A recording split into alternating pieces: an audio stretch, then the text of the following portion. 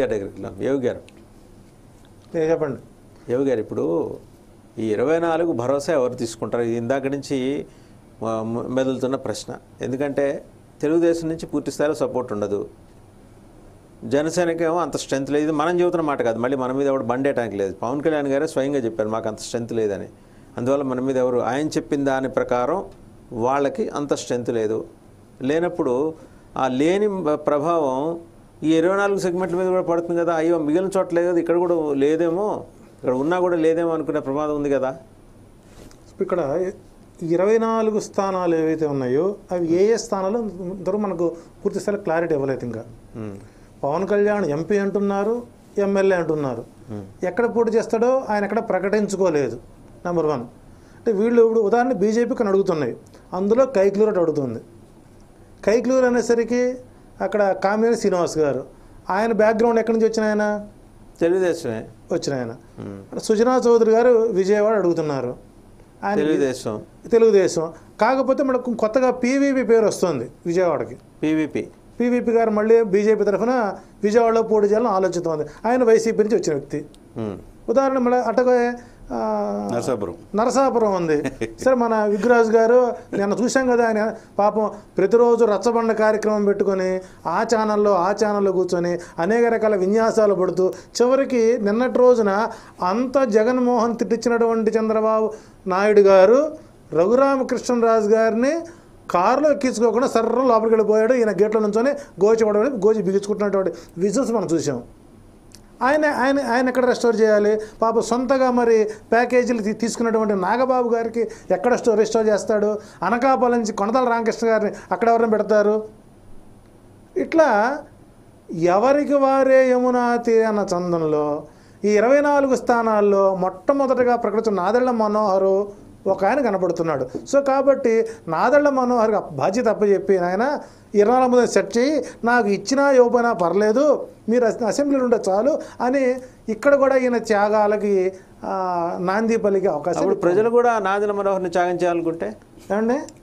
ఇప్పుడు తెనాలి ప్రజలు కూడా నాదెళ్ల మనోహర్ని త్యాగం చేయాలి. ఆల్రెడీ 25,630 ఓట్లతో అక్కడ నాదెళ్ల మనోహర్ గారు భారీ అపశృతిని మూట కట్టుకోబోతున్నారు. దానికి సింబాలిక్ మనం అక్కడ సర్వే తిరిగి వచ్చాను నేను ఈ మధ్యకాలంలో. అట్లాగే దర్శి ఒకటి ఉంది, దర్శి అడుగుతున్నారు జనసేనకి. ఇప్పటికిప్పుడు ఈరోజు ఎలక్షన్ పెట్టినా కూడా 40,000 మెజార్టీతో అక్కడ దర్శి వ్యక్తి ఓడిపోతారు. అక్కడ కన్ఫ్యూషన్ ఉంది. ఇక్కడ 24 స్థానాల్లో తాడేపల్లిగూడెం అది వైసీపీ స్వయంకృత అపరాధం, అక్కడ క్యాండిడేట్ మార్చుకోకపోవడం. సో తాడేపల్లిగూడెం గెలిచే అవకాశాలు ఉన్నాయి. ఒక రకంగా చెప్పాలి తణుకు జనసేనకి మంచి పట్టున్నటువంటి ప్రాంతం. అక్కడ వాళ్ళు తెలుగుదేశం అభ్యర్థిని ప్రకటించుకుని కార్బూర్ నాగేశ్వరరావు గారిని ఎత్తిన పాలు పోశారు. ఇట్లా కొన్ని స్థానాల్లో కార్బూర్ నాగేశ్వరరావు గారు వాళ్ళ అబ్బాయి ఎంపీ, ఆయన ఎమ్మెల్యే కార్బూరి నాగేశ్వరరావు గారు. సో అక్కడ ఆయన గెలిపించుకుంటున్నారు. ఇకపోతే పాపం రాజమండ్రి రూరల్లో 10 సంవత్సరాల నుంచి భుజాలకి కాయలు కాసినటువంటి మరొక వీర సైనికుడు తీసుకెళ్ళి నిడదవోల్లో పోటీ చేయమంటున్నారు. నిడదవోల్లో వైసీపీ కంచుకోటది. సో అక్కడ పరిస్థితి ఎలా ఉంటుంది చెప్పండి. సో కాబట్టి ఏంటంటే బీజేపీ కానీ జనసేన కానీ టీడీపీ ఈ ముగ్గురు కలిసి ఒక రకంగా చెప్పాలంటే అధికార పార్టీ బలహీనమైనటువంటి అధికార పార్టీని బలం చేకూర్చే విధంగానే ఈ కూటమి ఏర్పడిందనేటువంటి భావన కలుగుతుంది. గతంలో నేను కూడా చెప్పాను, ఆ జనసేనకి ఆ గ్లాసు గుర్తే పెద్ద శాపం. ఈ గ్లాసు గుర్తు కాకుండా ఇంక ఏ గుర్తు వచ్చినా కూడా ఆయన అనుకూలంగా ఉంటుంది. గాజు పీస్ ఉన్నటువంటి ఏ పార్టీ కూడా ఇంతవరకు భారతీయ చరిత్రలో గెలిచిన సందర్భాలు లేవు అని చెబుతూనే ఉన్నాం. ఆ గ్లాసు ఫ్రీజ్ అయింది, మరి రేపు ఏమొస్తుందో తెలియదు. మొట్టమొదట జనసేనని ఎలక్షన్ కమిషనే ఒక పార్టీగా గుర్తించలేదు. సో మొన్న ఎలక్షన్ కమిషన్ దాంట్లో ఒక గెస్ట్గా వెళ్ళాడు ఈయన. సో కాబట్టి కేఏ పాల్గొన్నటువంటి ధైర్యం, మాట సాహసం, అవసరమైతే 175 మందిని పెట్టేస్తే స్థాయిలో ఉన్నటువంటి కేఏ పాల్కు కూడా లేనటువంటి పరిస్థితిలో ఉన్నాడు. ఏమనుకోవాలి చెప్పండి.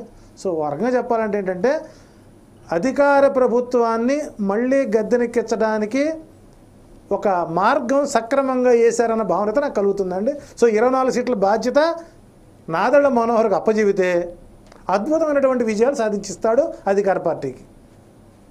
ఓకే.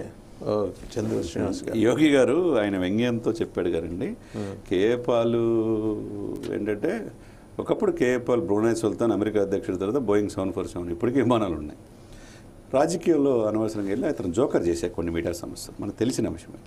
ఆయన ఎక్కడ పోటీ చేయడు, ఎక్కడ పోటీ చేసిన గెలవడు, అవసరమైతే 1000 కోట్లు 10,000 కోట్లు అంటాడు. సరే పక్కన పెట్టిన ఆయనతో పోల్చడం అనేది కరెక్ట్ కాదనేది నేను ఎవరితో పోలి చెప్పండి మరి. సరే కేఏ పాల్ గారు ఎవరితో పోలిస్తే బాగుంటుంది చెప్పండి. కాదు అది మీరు వ్యక్తిగత విమర్శలు చేసేటప్పుడు మనం ఇప్పుడు మోదీ గారు ఆయన్ని నా సోదరుడు, నా పక్కన ఉన్న సోదరుడు, నాతో ఉన్నాడని ఎందుకంటాడు? మోదీ గారి కంటే గొప్ప వల్ల మిగతా వాళ్ళు ఏమన్నా ప్రపంచాన్ని దృష్టిని ఆకర్షించి ఆ వ్యక్తే ప్రశంసిస్తున్నాడంటే పవన్ కళ్యాణ్ అనే వ్యక్తిలో రాజకీయంగా ఎలా ఉందనేది అది మనం ఎప్పుడు తక్కువ అంచనా వేయకూడదు ఎవరిని కూడా. రెండోది అంత తేలిగ్గా ఇప్పుడున్న సిచ్యువేషన్స్లో జనసేన పార్టీ ఉనికిని కాపాడుకోవడానికి వాళ్ళు జన సైనికులు కావచ్చు, యూత్ కావచ్చు, ఆయా సామాజిక వర్గాలు కావచ్చు, ఆ ఈక్వేషన్ పాయింట్ ఆఫ్ వ్యూలో వాళ్ళు గెలిపించుకునే పరిస్థితిలో ఉంటారు, కానీ వాళ్ళ అభ్యర్థులు ఓడించుకునే పరిస్థితిలో ఉండరు.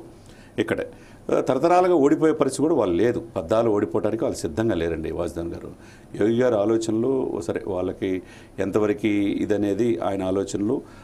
పవన్ కళ్యాణ్ అనే వ్యక్తిని క్రెడిబిలిటీ, కేపబిలిటీ ఏంటి అనేది సమకాలీన రాజకీయాల్లో కౌలు రైతులకి కోటి కోట్లు ఖర్చు పెట్టవచ్చు. తర్వాత మనం చూసాం ఎక్కడ బోటు మత్స్యకారులు కావచ్చు, ఎక్కడ ఉద్దాన విషయం కావచ్చు, ఎక్కడ సమస్యలు ఉంటే నేనున్నాననే ఇదితో టీడీపీ కంటే ఎక్కువగా ఆంధ్రప్రదేశ్లో తన ఉనికిని ఇది ఆల్టర్నేట్ టీడీపీ జనసేన అనేది అందరిలో తీసుకురాగలిగారు.